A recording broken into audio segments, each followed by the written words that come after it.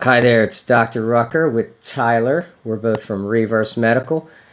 We have a couple of questions from prospective patients and also from our question and answer column. And I'm going to go over these questions one by one. Question number one, what are the differences patients feel after being on TRT? I'm going to start over. What are the differences patients feel after being on TRT for 1 day, 1 week, 1 month? When I select patients clinically for a trial of testosterone replacement, I'm always looking for a patient to have the lower side of normal. What I mean is sometimes it says normal, but we'd like to see a lab value around the 350 or less range. Sometimes I'll start patients on TRT in the 400 range if they have extreme symptoms or they've had success with this before. So the reason I'm mentioning all this to answer this question is that, number one, I'm looking for patients that have symptoms: low sex drive, difficulty putting on muscle mass, difficulty concentrating, difficulty with sleep.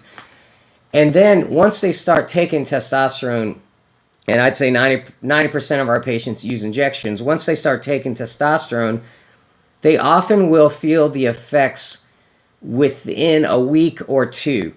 You're not going to necessarily feel it on day one. It takes a little while for it to build in the body and for a patient to get used to it.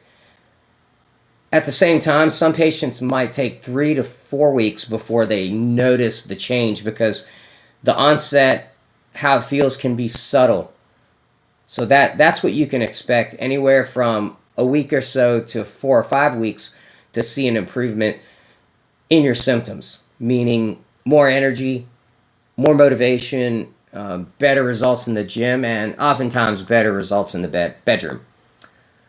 What are some alternatives to testosterone replacement therapy? Alternatives we deal in are things like enclomiphene. That's a great product because it stimulates the pituitary to release testosterone and it preserves fertility. There are reports patients have been able to use HCG solo. I made a little video slide on this topic. So those are some of the alternatives we utilize. I can't go over every supplement alternative that's out there in the universe because a lot of them are questionable. The only other alternative that seems to work well to raise testosterone naturally would be getting excellent nutrition, getting excellent exercise, losing weight, getting good sleep. But it's hard to pinpoint how much each patient can benefit from sleep, exercise, and nutrition. I can pinpoint how the patients will see an increase in testosterone levels 400 or 500 points by taking injectable testosterone. So in summary, alternatives that we offer to testosterone include enclomiphene, HCG, and if a patient wanted to do that on their own without a prescription, there's lots of supplements that have supposed effects, but we don't have the time to go into too many theoretic possibilities. The final question is, what is the testosterone replacement therapy made from? How is it made? What's the process? I did address that in a different question, but in summary, we work through licensed compounded pharmacies or licensed retail. So if you go to Walgreens or Costco, they're going to get theirs from a big company like Pfizer or Watson Pharmaceuticals. If you go through a private compounding pharmacy, they get the raw material, which is in a powder form. Then they are making the testosterone from the raw material in their compounding pharmacy. So either way, they're coming from licensed third-party vendors who are federally authorized to make testosterone or to convey it.